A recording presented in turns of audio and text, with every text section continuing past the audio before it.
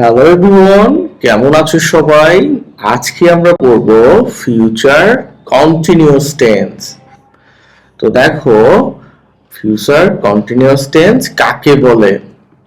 ভবিষ্যতে নির্দিষ্ট সময়ে যে কাজ চলমান থাকবে, মানে ভবিষ্যতের কোনো একটা সময়ে যেই কাজটা চলবে, কিছুক্ষণ সময় নিয়ে চলবে, ঠিক আছে, চলমান কাজ হবে, তাকে ফিউচার কন্টিনিউয়াস টেন্স বলে। এক্সাম্পল দেখো, I will be studying at 4 PM। আমি রাত 8টায় পড়তে থাকবো। দে উইল বি প্লেইং, তারা খেলতে থাকবে ফুটবল, টুমরো আফটারনুন, আগামীকাল বিকেলে। এখানেও 8টায় তুমি পড়তে থাকবা আর টুমরো আফটারনুনে তুমি খেলতে থাকবা। চলো এবার দেখি কেন ফিউচার কন্টিনিউয়াস টেন্স আমরা ব্যবহার করি।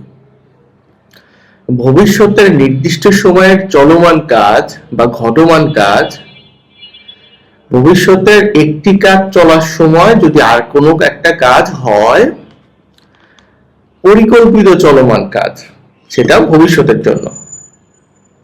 যেমন দেখো, ভবিষ্যতে নির্দিষ্ট সময়ে চলমান, I will be sleeping at 11 PM। আর একটা কাজের সময় যখন আরেকটা কাজ চলবে, she will be studying, সে পড়বে, when you arrive, যখন তুমি আসবা। ভবিষ্যতের পরিকল্পিত চলমান কাজ, যেমন we will be traveling next week, next উইকে তোমরা সবাই ঘুরবা, ট্রাভেলিং করবা, ভ্রমণ করবা, এটা একটা পরিকল্পিত ভবিষ্যতের চলমান কাজ হবে। তাহলে ফিউচার কন্টিনিউয়াস টেন্সের স্ট্রাকচার দেখি। প্রথমে সাবজেক্ট বসবে, এরপর উইল বি, শ্যাল বি বা উইল বি যে কোনোটাই বসতে পারে, এরপর ভার্বের সাথে আইএনজি বসবে, তারপর অবজেক্ট। দেখো, I will be reading, read হলো ভার্ব, ভার্বের সাথে আইএনজি হয়েছে রিডিং এ বুক, আমি বই পড়তে থাকবো। she will be cooking dinner, সে রান্না করতে থাকবে বা ডিনার কুক করতে থাকবে। আবার এটা দেখো, দে আবার will be playing football।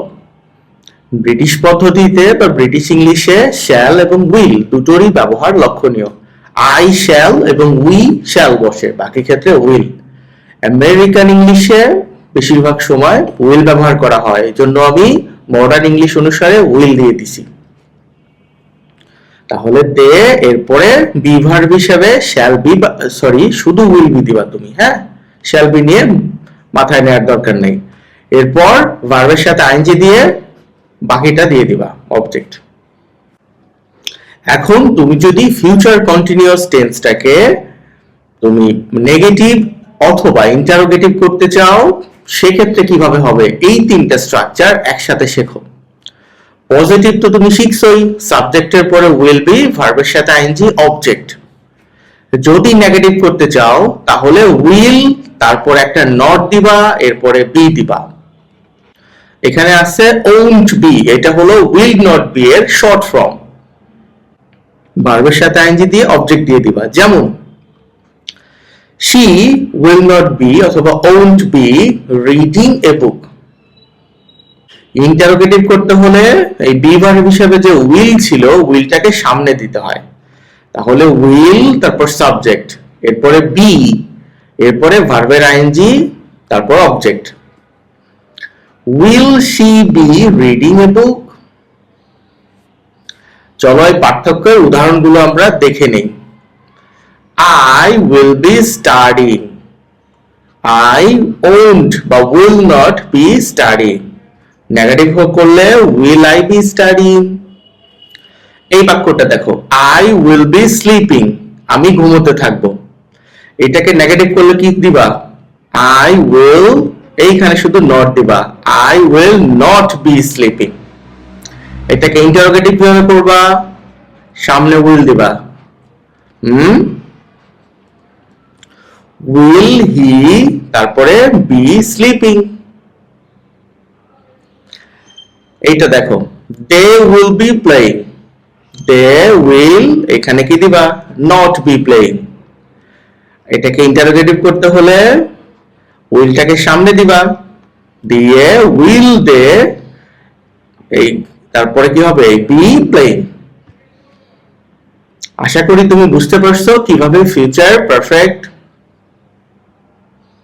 আশা করি তুমি বুঝতে পারছো কিভাবে ফিউচার কন্টিনিউয়াস টেন্স তৈরি করতে হয়।